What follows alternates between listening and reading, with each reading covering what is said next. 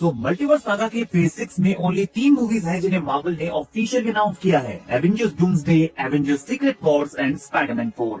But इनके अलावा कुछ मिस्ट्री स्लॉट भी यहाँ पर हैं जिन्हें अब तक रिवील नहीं किया गया है, जिनमें से कुछ प्रोजेक्ट्स को मार्वल डिले और कैंसिल भी करने वाला है, क्योंकि मार्वल का फोकस अभी ओनली डॉक्टर डूम एंड उसकी स्टोरी के ऊपर है। लेकिन फिर भी यहाँ कुछ ऐसी मूवीज थी जिन्हें कंफर्म कर दिया गया था, like black panther 3, शैंग-ची 2, doctor strange 3, Thor 5। इन मूवीज को स्टूडियो और एक्टर्स ने कंफर्म कर दिया था। And now I am assuming कि मल्टीवर्स सागा के खत्म होने से पहले हमें इनमें से 1 या 2 मूवीज देखने को मिलने वाली हैं, क्योंकि मार्वल स्टूडियोज ने रिसेंटली एक प्रोडक्शन कंपनी रजिस्टर की है, और जब भी प्रोडक्शन कंपनी का नेम रजिस्टर किया जाता है तो उसका नेम हमेशा एक हिंट देता है कि ये मूवी क्या होने वाली है। और मार्वल इनसाइडर CosmicCircus.com ने इसका पता लगा लिया है कि मार्वल किस प्रोडक्शन कंपनी का नेम क्या है और ये मूवी कौन सी होने वाली है। उनकी रिपोर्ट में लिखा है कि फर्स्ट रिपोर्ट मार्वल स्टूडियोज ने Atlas war production UK limited में रजिस्टर कर लिया है। और आज की रिपोर्ट में हम ब्रेक डाउन करने वाले हैं कि इस टाइटल का क्या मतलब हो सकता है, क्योंकि प्रोडक्शन कंपनी के name and working title movie के बारे में काफी कुछ एक्सप्लेन करते हैं। फॉर एग्जाम्पल, हमने सुना था कि स्पाइडरमैन 4 का working title Spiderman blue oasis होने वाला है, जो कि स्पाइडरमैन ब्लू की स्टोरी की तरफ पॉइंट आउट करता है, जिसमें ग्वेन स्टेसी भी इन्वॉल्व होती है। तो इसका मतलब है कि ग्वेन स्टेसी स्पाइडरमैन 4 का पार्ट होने वाली है। और इसीलिए हमने सुना है कि सेडी सिंक ने स्पाइडरमैन 4 की कास्ट ज्वाइन कर ली है, तो हो सकता है कि वो ग्वेन स्टेसी का रोल प्ले करने वाली है।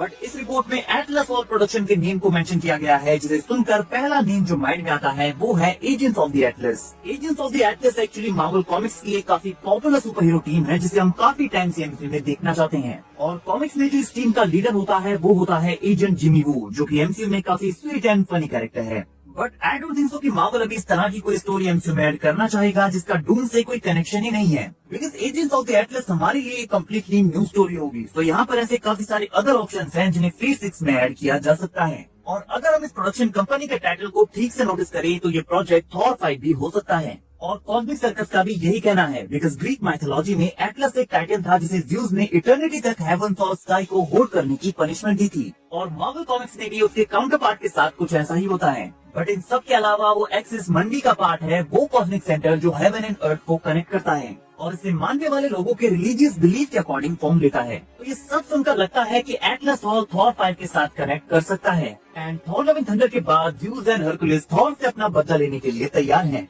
बट गाइस, हो सकता है कि इसका कनेक्शन लोकी के साथ हो, बिकॉज एटलस को इटर्निटी अनंत काल तक हेवंस को थामे रखने की सजा मिली है। और ऐसा ही कुछ काम अभी लोकी भी कर रहा है। बस फर्क इतना है कि उसने हेवंस को नहीं बल्कि मल्टीवर्स को होल्ड किया हुआ है, और ये उसकी सजा नहीं बट उसका ग्लोरियस पर्पज है। एंड यहाँ एक्सिस मंडी को मेंशन किया गया है, और कॉमिक्स में ये वो कॉस्मिक सेंटर है जहाँ हेवन अर्थ के साथ कनेक्ट होता है। तो लोकी भी अभी ऐसे ही किसी प्लेस पर है। साथ में हमने सुना था कि थॉर 5 में वल्हाला को भी इन्वॉल्व किया जाएगा, तो ये भी अर्थ एंड हेवन के बीच का कनेक्शन हो सकता है। तो गाइस, यहाँ काफी सारे क्लूज हैं जो ये पॉइंट आउट करते हैं कि ये मूवी थॉर 5 हो सकती है। एंड मे बी ये मूवी हमें Avengers doomsday and secret Wars के बीच देखने को मिले, क्योंकि मार्वल ने प्रोडक्शन कंपनी रजिस्टर कर ली है। तो इस चीज के काफी हाई चांसेस हैं कि ये मूवी हमें स्पाइडरमैन 4 के बाद देखने को मिले, और उसके बाद सीक्रेट वॉर्स को फिल्म किया जाएगा। एंड गाइस, हमने सुना है कि डूम्सडे में लोकी का भी काफी बड़ा रोल होने वाला है, जहाँ डॉक्टर डूम लोकी के थ्रोन को टेक ओवर करने का ट्राई करेगा और बाकी के हीरोज उसे रोकेंगे। हालांकि डूम यहाँ पर अकेला नहीं होगा, उसके साथ हीरोज के कुछ और वेरिएंट्स भी होंगे जो अपने यूनिवर्स को बचाना चाहते हैं। और डूम लोकी को टारगेट करेगा, क्योंकि लोकी जिस पोजीशन में है वहाँ से डूम मल्टीवर्स का एक्सेस गेन कर सकता है और पूरे मल्टीवर्स को कोलैप्स होने से बचा सकता है। रिपोर्ट्स के अकॉर्डिंग डूम को टीवी एंड कैंग पसंद नहीं है, बिकॉज उन्होंने सेक्रेट टाइमलाइन को अदर यूनिवर्सेस से आइसोलेट कर दिया था।